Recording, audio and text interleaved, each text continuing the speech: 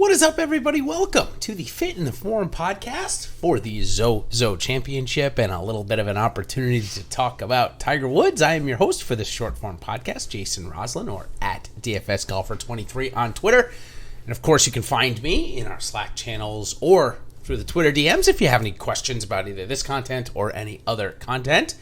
So happy to get into it as the second part of the Awesemo Golf weekly podcast series, where I go over each element that is important to the PGA DFS week, and I give it to you in 15 to 20 minute spurts rather than one long sprint or one long marathon, and I give it to you in 3 sprints. Anyways, enough of my running analogies, and let's go ahead and jump into the Fit in the Form podcast. If this is your first time joining me, I certainly appreciate it. Part of the weekly golf podcast series here on Awesemo. In this one, what I do is I go over the course history, if we have any. I go over the recent form, and then I go over how they've been doing their recent form with some strokes gained analysis. All told, it is the Fit in the Form podcast. So let's jump right in. And as I do each and every Fit in Form podcast, I review some of the course profile to start to gather or start to talk about a fit. And this week, the golf course is going to have 3-inch rough with bent grass greens all the way around, except for on ryegrass. They're going to have some ryegrass rough, which they've done to overseed and bring the rough length up to 3 inches.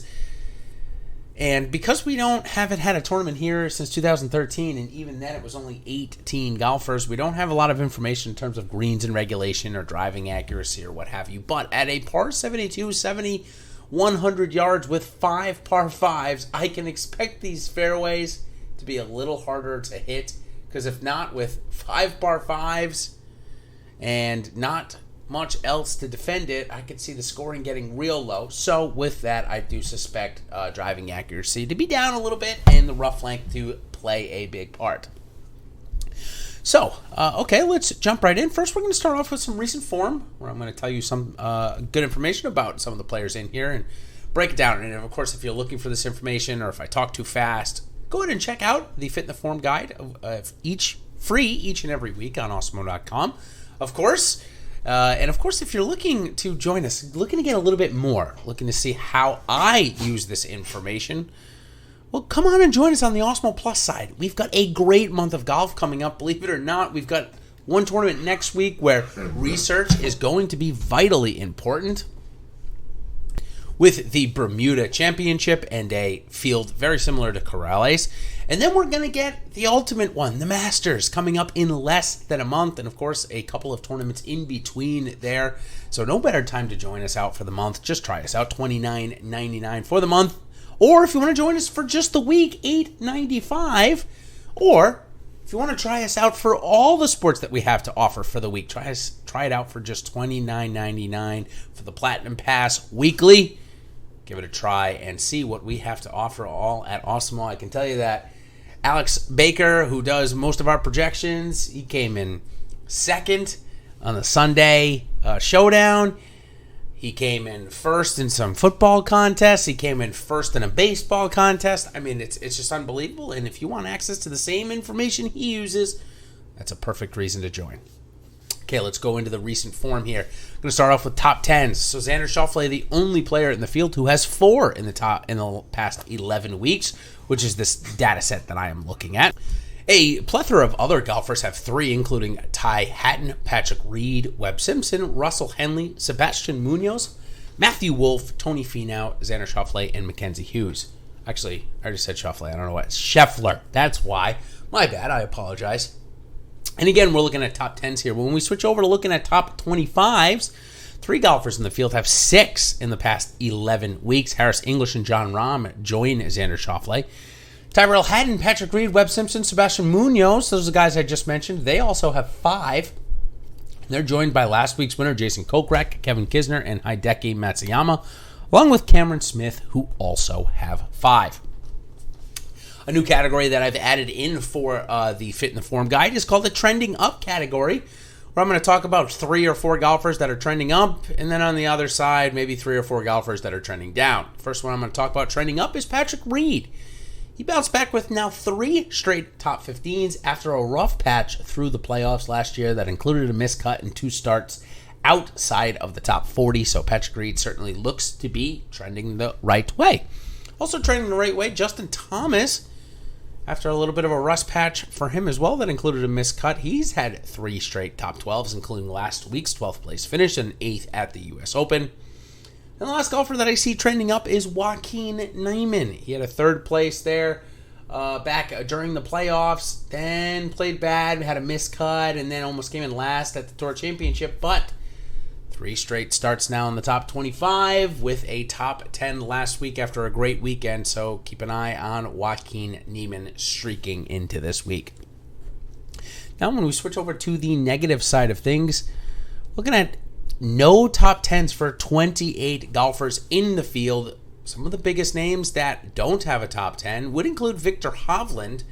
But believe it or not, he's got 4 straight top 13s. He just cannot get himself into the top 10 right now. Adam Scott also can't find himself into a top 10. Adam Hadwin, Andrew Landry, Ricky Fowler, Matt Kuchar, Tyler Duncan, Corey Connors, Dylan Fratelli, Jordan Spieth, and Byung-Hyun Ahn are some more notable names still searching for their first top 10 in the last 11 weeks. Now when we go to the top 25s, that brings us down to only 13 golfers. Wow, that's pretty crazy. And believe it or not, we only had 5 that didn't compete at all. So really, it's only 8 golfers that have no top 25s, but I'm gonna tell you all 13 of them. Anyways, Tiger Woods, Gary Woodland, Kevin Na, Mark Leishman, Nick Taylor, Satoshi Kodaira, the Kim playing from the Japanese tour, Michael Thompson, Brad Kennedy, Jordan Spieth, Ricky Fowler, Andrew Landry, and Adam Hadwin. Now, I think I'm going to take those 13 golfers and say I'm going to get at least 1 or 2 through the top 25 mark this week. It's just crazy how Tiger Woods, Gary Woodland, major winners, prolific players, Ricky Fowler and Jordan Spieth for that matter as well, no top 25. So I suspect we'll get a couple of those guys to get across the finish line this week. When I say finish line, I just mean through the top 25s. Now, a couple of players that are trending down, as they had been playing pretty well lately, but now not so much. First one I'm going to start off with is Adam Long. And Adam Long had a really nice stretch there at the U.S. Open and then a top 5 at Corrales. But since then, it hasn't been very good. A missed cut at the Sanderson and a 74th place finish last week. Certainly trending the other way. Speaking of trending the other way, Alex Noren, he had been on a nice stretch of golf, coming inside the top 25 3 times in 4 starts.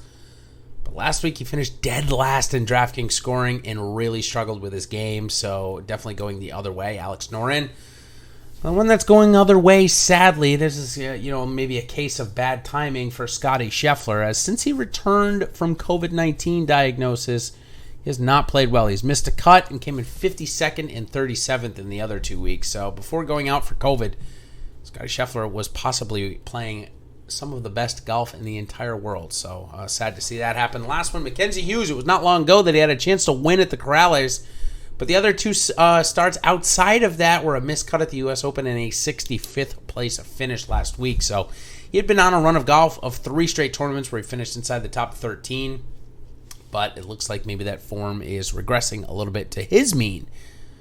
All right, now let's go over to course history, and I'm just going to tell you the entire field's course history because only about 8 players have even played here. Tiger Woods, he's played 4 times. So what I did was I went back to 2013. I went to my normal 5-year mark. Tiger Woods played 4 times in those 5 years. Came 2nd, 4th, 1st, and 2nd. Bubba Watson played 4 out of those 5 years as well. Came 3rd, 9th, 6th, and 14th. Webb Simpson played 3 years. 5th, 7th, and 13th. Ricky Fowler, he played 2 years, as did Paul Casey. Fowler came in 4th and 6th. Casey came in 3rd both times. Jason Day, he's played 3 times. Came in 9th, 15th, and 15th.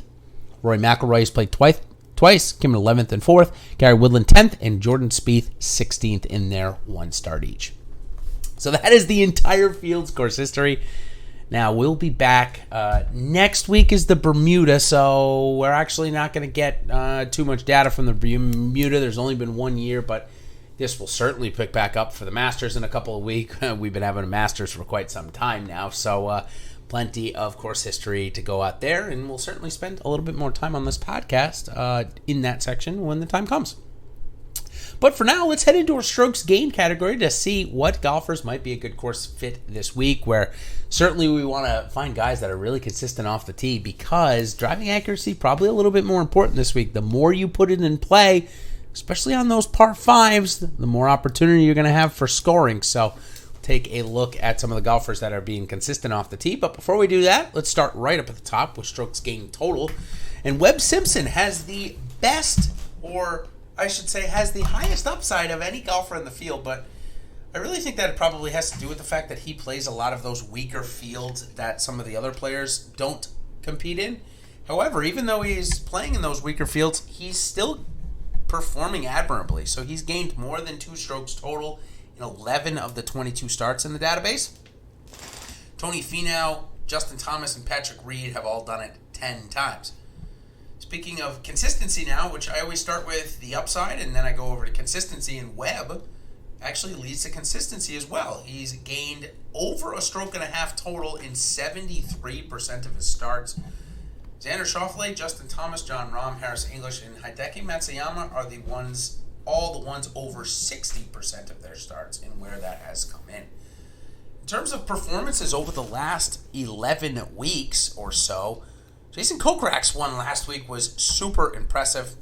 Others that have played well, strokes gained total over the last couple of weeks that you might not have known: Billy Horschel, Kevin Streelman, Leon Griffin, and Ryan Palmer, all having pretty good weeks over the last 11 weeks.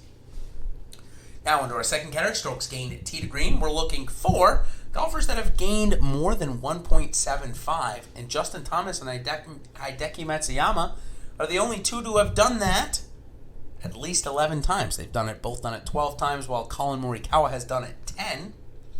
Now when we look at strokes gained tee to green over 1, and we're looking at the percentage of starts in which somebody accomplishes this, Justin Thomas has done it in 68% of his starts. Wow, crazy. John Rahm, 64%. Hideki Matsuyama, 54%. And the last 2 that are above 50% include Xander Schauffele and Webb Simpson. Okay, now we go into the important one, each and every week, I guess, is strokes gained off the tee. Still holding court is Cameron Champ in terms of long-term higher upside off the tee. These are golfers that have gained at least 1 or more strokes.